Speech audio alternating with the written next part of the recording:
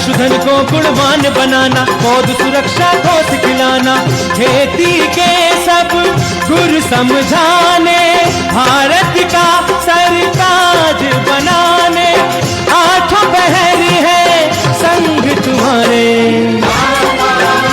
अन्नदाता, अन्नदाता। नमस्कार, मैं हूं आपके साथ शिप्रा झा। आप सभी दर्शकों का अन्नदाता के कार्यक्रम में स्वागत करती हूं। किसान का जीवन बहुत ही मुश्किल होता है। वो अपने खेतों में लंबे समय तक काम करता है, उसका ध्यान सदैव फसल में ही लगा रहता है। वे अपनी कड़ी मेहनत की ताकत पर अपना जीवन व्यतीत करते हैं और ऐसे ही किसानों की प्रगति के लिए हम खेती बाड़ी से जुड़ी हुई बहुत सी नई लाभकारी जानकारियां हर रोज सुबह लेकर आते हैं। तो चलिए कार्यक्रम शुरू करने से पहले देखते हैं क्या है आज के अन्नदाता में। आम के बागों में किए जाने वाले जरूरी कार्य।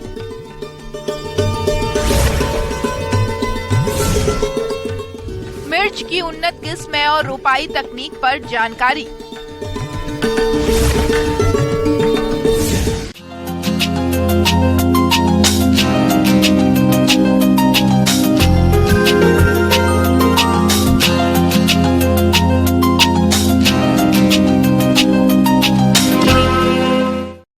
प्रदेश में आम के बागों में लगभग फलों की तुड़ाई हो चुकी है और फल तुड़ाई के बाद फल बागों में कुछ कार्यों को करने की जरूरत होती है, जिससे आने वाले समय में बागों से अच्छा फलन प्राप्त किया जा सके। तो बागवान भाई इस समय आम के बागों में कौन कौन से कार्यों को करें, इस बारे में जानकारी दे रही हैं कृषि विज्ञान केंद्र जिला समस्तीपुर की डॉक्टर संचित घोष।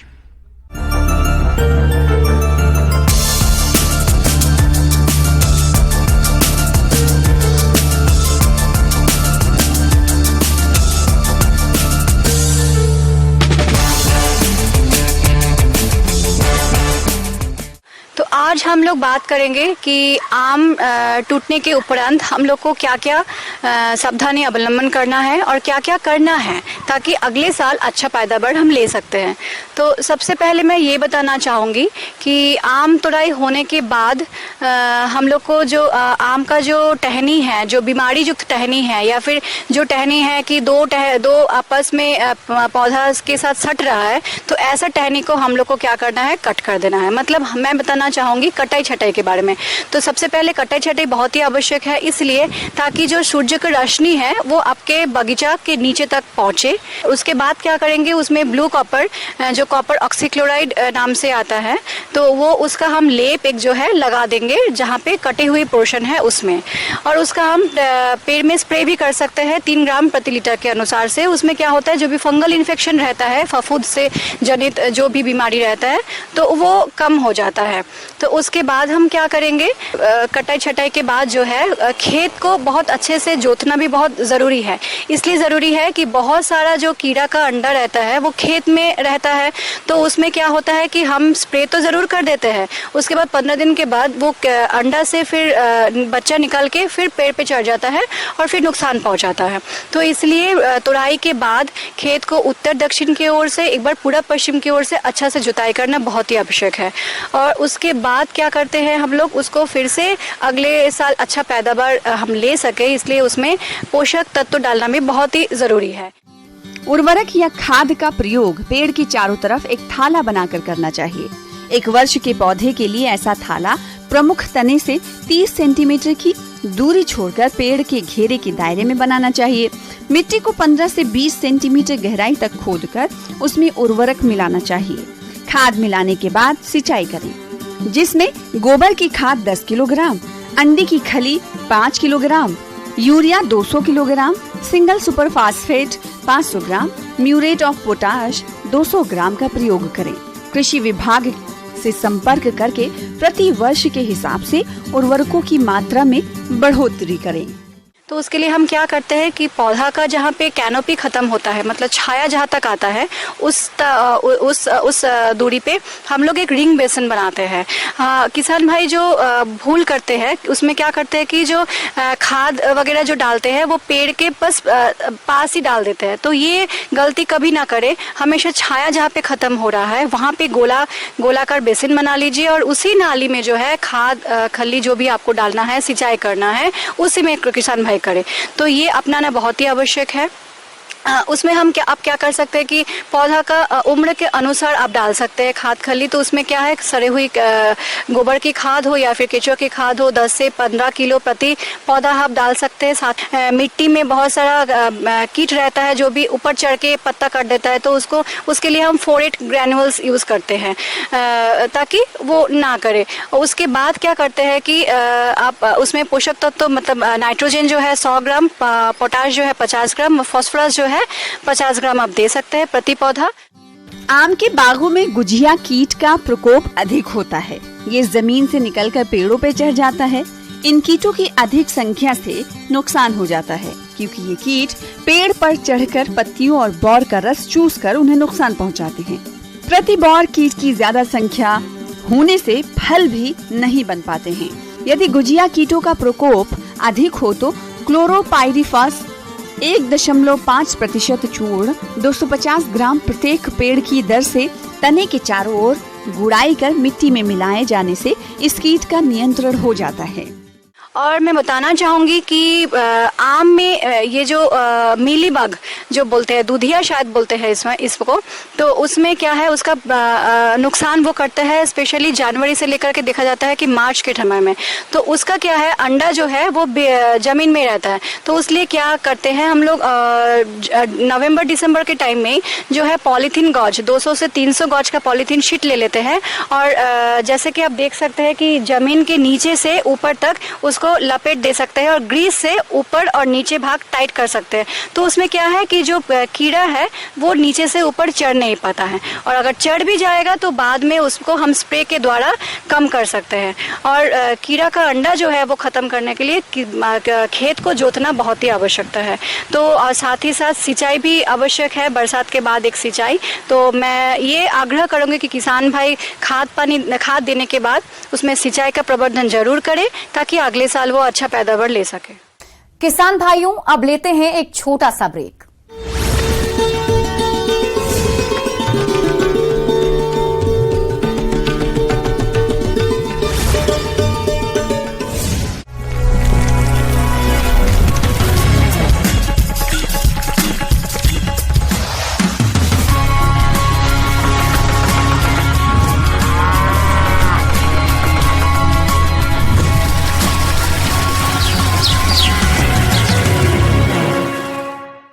ब्रेक के बाद आप सभी दर्शकों का अन्नदाता में स्वागत है।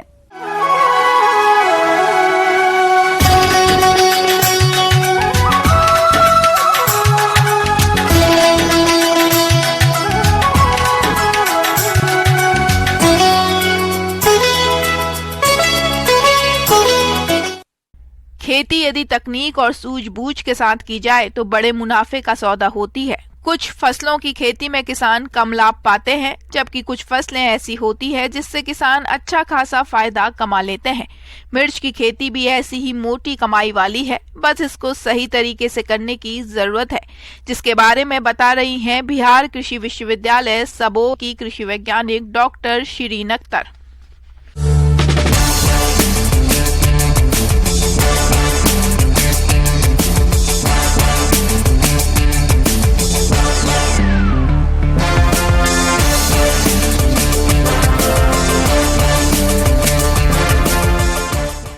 जैसे कि हम लोग जानते हैं, मिर्च ऐसी सब्जी है जिसके बिना हमारे हर दिन का खाना नहीं होता है। हर दिन हमारे थाली में एक मिर्च एटलीस्ट होना ज़रूरी होता है। और मिर्च ऐसे सब्जी भी है कि जो सालों भर फलता है। जो फसल है, मेन सीजन इसका जो है वो थोड़ा सा रबी वाला है, शीतकालीन वाला है, उसको हम लोग अक्टूबर नवंबर में लगाते हैं। और एक फसल और हम लेते हैं जो खरीफ का फसल है, जिसको हम लोग काफ़ी लगाते हैं, जिसका बुआई हम लोग जून जुलाई में करते हैं तथा 1 महीने में इसके ये जो फसल है ये रोपाई के लिए तैयार हो जाता है। मिर्च की खेती के लिए 6.5 से 7.5 pH सर्वोत्तम माना जाता है।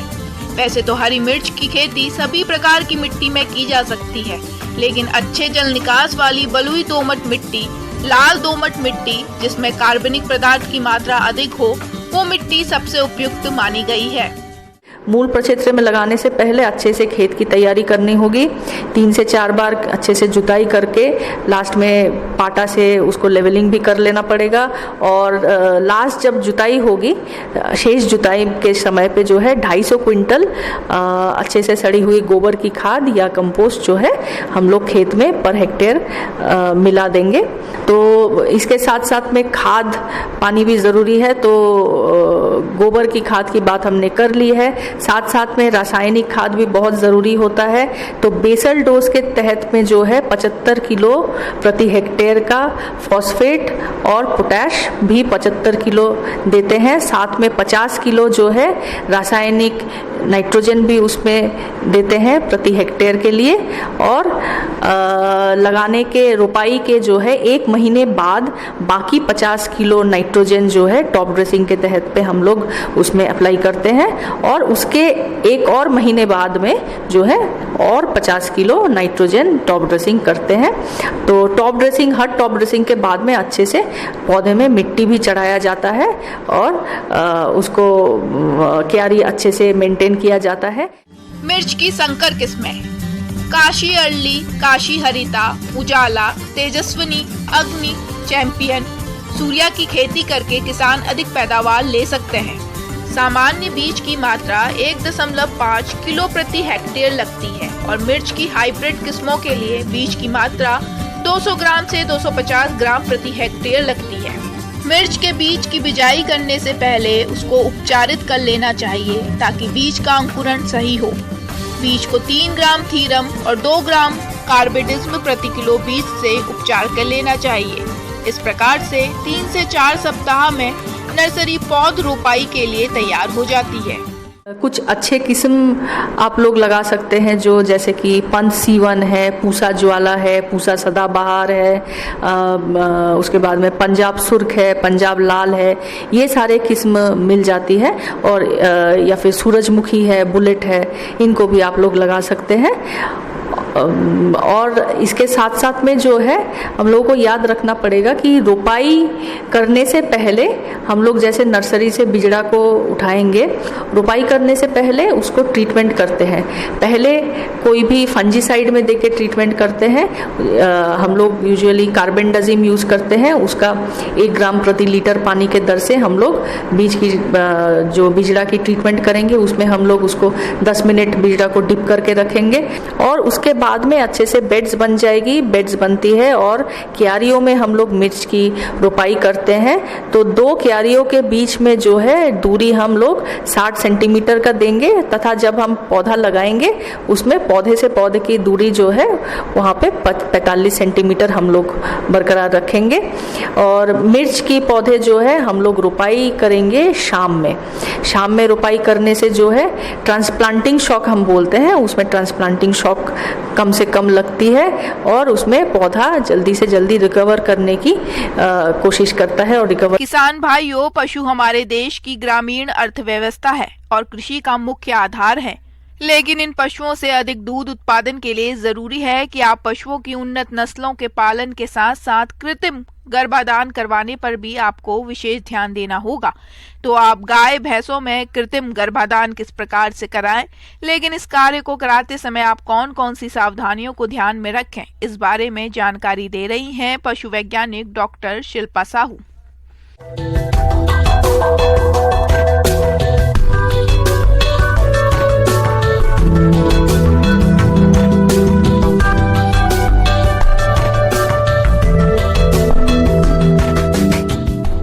किसी भी तरीके से यदि जानवरों की नस्ल सुधार की जाए तो हम प्रति पशु जो दुग्ध उत्पादन है उसको हम बढ़ावा दे सकते हैं, और जिससे हमारे पशुपालकों की आय में वृद्धि होगी और देश की आय में भी वृद्धि होगी। हम बात करते हैं कि कृत्रिम गर्भाधान करते समय हमें किन किन बातों का विशेष ध्यान रखना चाहिए। दुग्ध उत्पादन बढ़ाने का सर्वोत्तम उपाय नस्ल सुधार है, जिसे पशुपालन की आधुनिक तकनीक अपनाकर किया जा सकता है। इसमें कृत्रिम गर्भाधान भी शामिल है। पशुपालक को इस बात का खास ख्याल रखना चाहिए कि पशु को समय से गर्भ धारण कराएं। सबसे पहले कृत्रिम गर्भाधान करते समय हमें गुदा मार्ग द्वारा फुल हैंड ग्लव्स पहन के या लंबे दस्ताने पहन के हमें गुदा मार्ग में हाथ डाल के परीक्षण करना चाहिए कि मादा के जो जननांग हैं वो उचित अवस्था में गर्मी में हैं या नहीं, या उसके जननांग किस प्रकार से हैं, वो गर्भ धारण कर सकते हैं या नहीं, या उसमें किसी प्रकार का संक्रमण तो नहीं है, और भी अन्य कोई बीमारी तो नहीं है, किसी प्रकार की गांठ या कोई सिस्ट तो नहीं है। इन सब बातों का परीक्षण करना चाहिए। जब हम एआई करने जाते हैं तो सबसे पहले हम जानवर को अच्छी साफ सुथरी जगह में सही तरीके से हम जानवर को हैंडल करें। हम अच्छे से जानवर को बंधवा लें, अच्छे से रस्सी लगाकर बांधनी है। फिर उसको जो भी पशुपालक है जिसका जानवर है उसे सामने रहना है, वो अपने जानवर को पुचकारते रहे, सहलाते रहे, हाथ फेरते रहे। जो एआई के सारे जो उपकरण हैं, एआई गन, एआई शीट, सीमेन स्ट्रॉ, लंबे दस्ताने, लुब्रिकेशन, ये गम बूट्स, पर्सनल प्रोटेक्टिव इक्विपमेंट्स जो भी है, हमें सारी जो उपकरण है वो साफ और स्वच्छ होने चाहिए। कृत्रिम गर्भाधान कराते समय कई सावधानियां बरतने की जरूरत होती है। ये सुनिश्चित कर लें कि मादा ऋतु चक्र में हो। कृत्रिम गर्भाधान करने से पहले गन को अच्छी तरह से लाल दवाई से धोकर साफ कर लें। वीर्य को गर्भाशय द्वार के अंदर ही छोड़ें। गन प्रवेश कराते समय ध्यान रखें कि ये गर्भाशय हॉर्न तक ना पहुंचे। गर्भाधान के लिए कम से कम 10 से 12 मिलियन सक्रिय शुक्राणु जरूरी होते हैं। कृत्रिम गर्भाधान प्रशिक्षित तकनीशियन या पशु चिकित्सक से ही करवाएं। जो भी पर्सन है जो एआई करने आया है वो स्किल्ड होना चाहिए, यानी उसे कृत्रिम गर्भाधान का उचित ज्ञान होना चाहिए। बात करते हैं सीमेन स्ट्रॉ की, जिसे हम कृत्रिम गर्भाधान में के थ्रू हम जो बीज डलवाने वाले हैं, जो हम कृत्रिम गर्भाधान में जिस भी नस्ल का हम बीज या सीमेन करवाने वाले हैं, उसमें कोल्ड चेन मेंटेन होनी चाहिए प्रॉपर। तो जो भी हमें ध्यान रखना चाहिए कि हम जिसे भी बुला रहे हैं उनके पास लिक्विड नाइट्रोजन का कंटेनर या ये सारी चीज, सारे उपकरण उपलब्ध हों उनके पास। और हमें जब हम स्ट्रॉ को लिक्विड नाइट्रोजन के कंटेनर से निकालते हैं तो हमें जब हम उसकी थॉइंग करते हैं या जब हम द्रवीकरण करते हैं तो जो पानी का तापमान है वो 37 डिग्री सेंटीग्रेड होना चाहिए, और 30 सेकंड के लिए ही हमें स्ट्रॉ को उस पानी में डालनी चाहिए। और उसके बाद स्ट्रॉ को निकालकर हमें मलमल के या कॉटन के कपड़े से हमें अच्छी तरीके से पोंछना चाहिए। फिर हमें उसके जो फैक्ट्री एंड है गन की टिप पे हमें फैक्ट्री एंड लगाना चाहिए। फिर पिस्टन पीछे करके हमें जो प्रयोगशाला छोर है उससे स्ट्रॉ को कट करनी चाहिए। उसके बाद शीट कवर लगाना चाहिए, और फिर हमें हल्का सा देखना चाहिए गन कहीं अटक तो नहीं रही है। हमें सीट से गन लॉक कर देनी है। उसके बाद गन को हमें कहीं भी नहीं रखना है। गन एकदम स्टेरिलाइज, साफ स्वच्छ होनी चाहिए। एआई करने के पूर्व मादा का जो योनि द्वार है हमें उससे अच्छे से साफ करना है, कपड़े से पोंछना है, नीचे से ऊपर की तरफ पोंछना है। और फिर हमें एआई करनी है, और जो सीमेन है उसको हमें सही जगह पे डिपॉजिट करना है ताकि हमारा जो जानवर है उसमें जो कंसेप्शन के जो चांसेस हैं वो मैक्सिमम से मैक्सिमम रहें। इस तरीके से हम कृत्रिम गर्भाधान को सफल बना सकते हैं और आगे की जो संतति है उसे हम दुग्ध उत्पादन में वृद्धि कर सकते हैं और किसान भाइयों की आय में भी वृद्धि कर सकते हैं। धन्यवाद। आगे और भी है खेती बाड़ी से जुड़ी हुई बहुत सी रोचक जानकारियां। यहां रुकेंगे एक और छोटे से ब्रेक के लिए।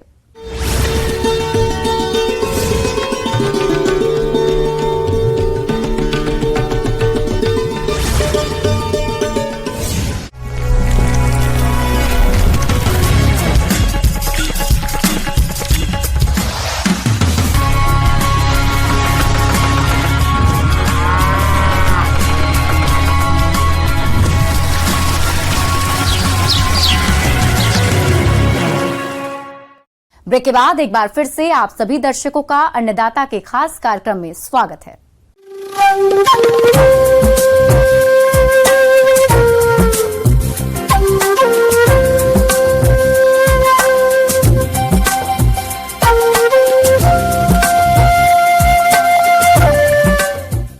मौसम विभाग के रिपोर्ट पर साप्ताहिक कृषि सलाह इस प्रकार है।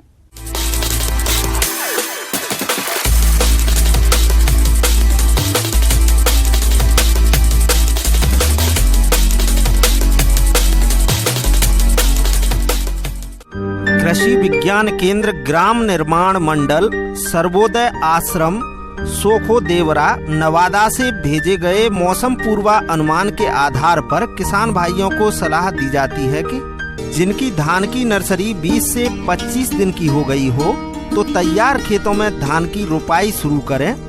पंक्ति से पंक्ति की दूरी 20 सेंटीमीटर और पौधे से पौधे की दूरी 10 सेंटीमीटर रखें। उर्वरकों में 120 kilogram nitrogen, 60 kilogram phosphorus, 40 kilogram potash और 25 किलोग्राम जिंक सल्फेट प्रति हेक्टेयर की दर से डालें।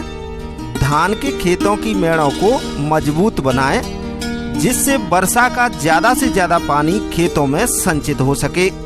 वर्तमान मौसम को ध्यान में रखते हुए किसान मक्का की बुवाई मेड़ों पर करें। बीजों की मात्रा 20 किलोग्राम प्रति हेक्टेयर रखें। पंक्ति से पंक्ति की दूरी 60 से 75 सेंटीमीटर और पौधे से पौधे की दूरी 18 से 25 सेंटीमीटर रखें। मक्का में खरपतवार नियंत्रण के लिए एट्राइजिन 1 से 1.5 किलोग्राम प्रति हेक्टेयर 800 लीटर पानी में घोलकर छिड़काव करें। मौसम को ध्यान में रखते हुए किसानों को सलाह दी जाती है कि बाजरे की उन्नत किस्में पूसा 605, संकर बाजरा पूसा 415, संकुल बाजरा पूसा 383, HSB 67, इसके अलावा अन्य संकर किस्मों का चयन कर बुवाई करें।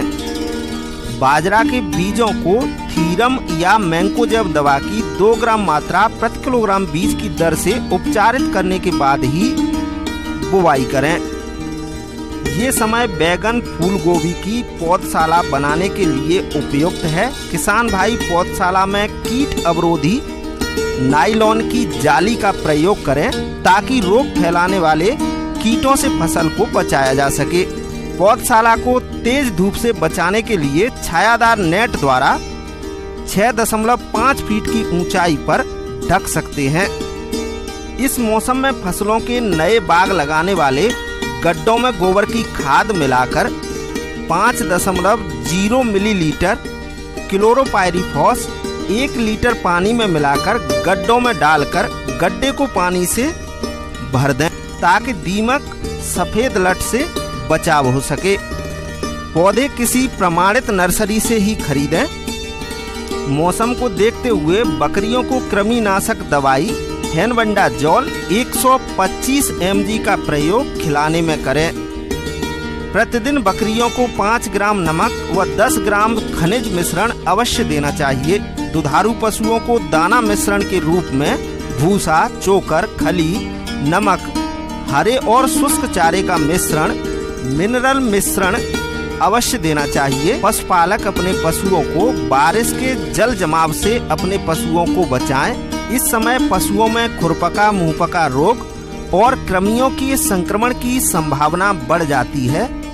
अतः इससे बचाव हेतु पशुपालक पशु चिकित्सक की सलाह से टीकाकरण और पशुओं को कृमिनाशक दवा जरूर पिलाएं।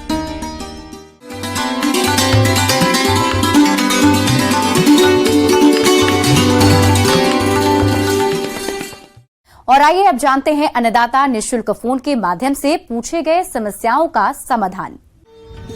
अन्नदाता निःशुल्क फोन संपर्क सेवा के माध्यम से पूछे गए प्रश्नों में से आज हमने जिस प्रश्न को कार्यक्रम में शामिल किया है उसे पूछा है ग्राम साकरा, जिला रांची के कृषक अजय कुमार ने। ये सूकर पालन के बारे में जानकारी चाहते हैं।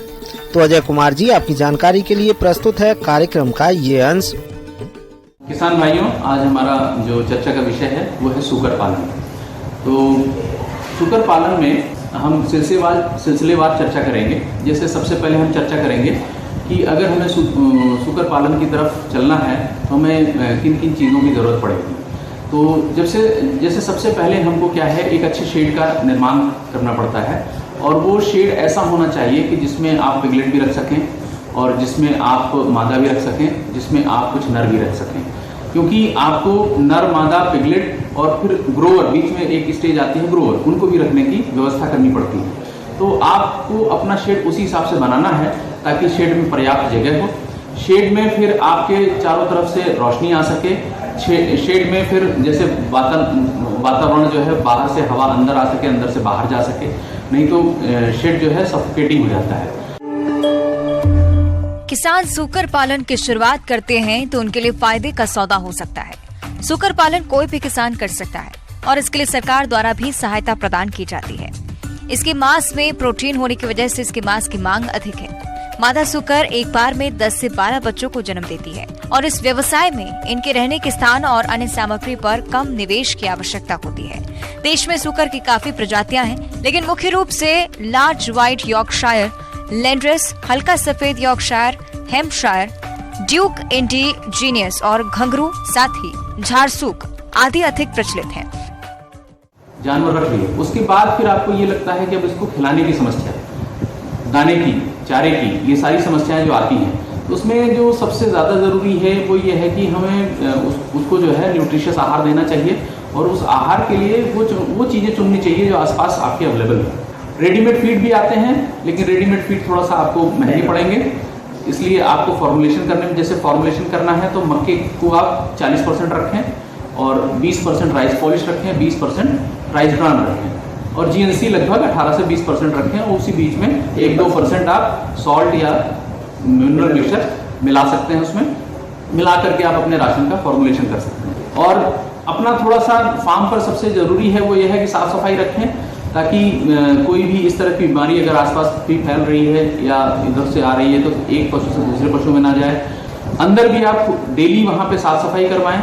ज़्यादा साफ़ सफाई नहीं करवाएंगे तो उससे क्या होगा कि उनमें दुनिया भर की खुजली वाली बीमारियाँ शुरू हो जाती हैं। साफ़ सफाई नहीं रखेंगे तो दुर्गंध भी आएगी, और जितना ये वेस्ट मटेरियल निकलता है इसको निकाल करके आप बाहर एक गड्ढे में डंप करके कंपोस्टिंग कर सकते हैं, बहुत अच्छी खाद बनती है, और उस खाद को निकाल करके आप अपने खेतों में देखेंगे तो आपकी उर्वरा बढ़ जाएगी। तो इस तरह से अगर हम देखें तो सूकर पालन में बहुत अच्छा मुनाफा कमाया जा सकता है। मार्केटिंग को आप अच्छे से टैकल कर लें, उसकी फीडिंग को अच्छे से टैकल कर लें, और बीमारियों को टैकल कर लें। किसान भाइयों, कृषि संबंधित समस्या और सुझाव के लिए आप हमें इस पते पर संपर्क कर सकते हैं।